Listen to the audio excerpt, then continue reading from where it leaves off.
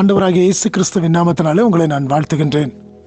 மறுபடியும் இந்த வாரத்தை நாம் துவக்கும்படியாக தேவன் நமக்கு உதவி செய்திருக்கின்றார்.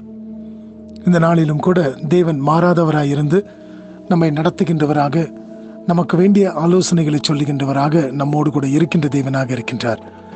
இந்த தேவன் தாமே சதா காலங்களிலும் நம்முடைய தேவனாக இருக்கின்றார். அவர்தாமே நம்மை ஒவ்வொரு நாளும் தம்முடைய சித்தப்படி நமக்கு வேண்டிய எல்லா காரியத்தையும் கொடுத்து அவர் நம்மை நடத்தி மறுபடியும் கூட நாம் நம்முடைய இந்த நாளை முடித்து நாம் வீட்டிற்குள்ளாய் வரும் வரை நம்மை பாதுகாத்து நமக்கு வேண்டிய எல்லா கிருபைகளையும் தருகின்ற தேவனாக இருக்கின்றார். அவருடைய நாமம் மகிமைப்படட்டும். அவர்தாமே தம்மை அறிந்த பிள்ளைகளை அவர் காப்பாற்றுகின்ற தேவனாக இருக்கிறார் என்று சொல்லி நாம் வேதத்தில் பார்க்கின்றோம். அப்படி என்று சொன்னால் இந்த காலை வேளையிலும் கூட ஒரு புதிய நாளுக்குள்ளாய் நானும் நீங்களும் பிரவேசித்திருக்கும் பொழுது அவரை நானும் நீங்களும் அறிந்திருக்கின்றபடினாலே அவர் நம்மை காப்பாற்றுகின்ற தேவனாக இருக்கின்றாராம். எத்தனையோ காரியங்கள் இந்த பூலோகத்தில் நாம் கடந்து போகும் பொழுது அவைகள் நடக்கக்கூடியதாக இருக்கிறது. ஆனால் தேவன் அவர்களுடைய பிள்ளைகளை எல்லாவற்றிலும் இருந்து தப்புவித்து அவர்களை வழிநடத்தி அவர்களை தாம் செவ்வையான பாதைகளிலே கொண்டு போய் விடுகின்ற தேவனாக இருக்கின்றார். இந்த நாளிலும் கூட உங்களோடு கூட சேர்ந்து ஒரு வசனத்தை நான் வாசிக்கின்றேன். நீதிமொழிகள் 3வது அதிகாரம் 26வது வசனம். Proverbs chapter 3 verse 26. கர்த்தர் உன் நம்பிக்கையாய் இருந்து உன் கால் சிக்கிக் கொள்ளாதபடி காப்பார். இந்த வசனத்தின் மேல் பகுதியில் நாம் பார்ப்போம் என்று சொன்னால் ஆண்டவருடைய பாதுகாவல் நம்மோடு கூட எப்படியாக இருக்கிறது.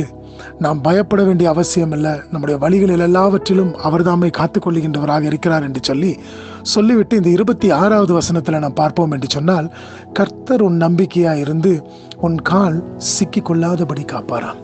தேவன் நம்முடைய நம்பிக்கையா இருந்து, அது மாத்திரமல்ல, அவர் நம்முடைய நம்பிக்கையா இருக்கும் பொழுது நானும் நீங்களும் கடந்து போகின்ற பாதைகள் எல்லாவற்றிலும் நம்முடைய கால் சிக்கி கொள்ளாதபடிக்கு நம்மை காத்துக்கொள்ளுகின்ற தேவனாக இந்த உலகத்துல அநேக காரியங்களை நம்ம பார்க்கின்றோம். நம்முடைய கால் சிக்கிக்கொள்ளத்தக்கதாக எப்பொழுது வீழ்ந்து விடுவான் என்று சொல்லி பார்க்கின்றவர்களாக இருக்கின்றார்கள். ஆனால் தேவனுடைய பிள்ளைகளாக இருக்கின்ற உங்களுக்கும் எனக்கும் தேவன் கொடுக்கின்ற வாக்குத்தத்தம் நம்முடைய கால் தளராதபடிக்கு, நம்முடைய கால் சிக்கிக்கொள்ளாதபடிக்கு உங்களையும் என்னையும் நடத்தக்கூடிய தேவனாக இருக்கின்றார்.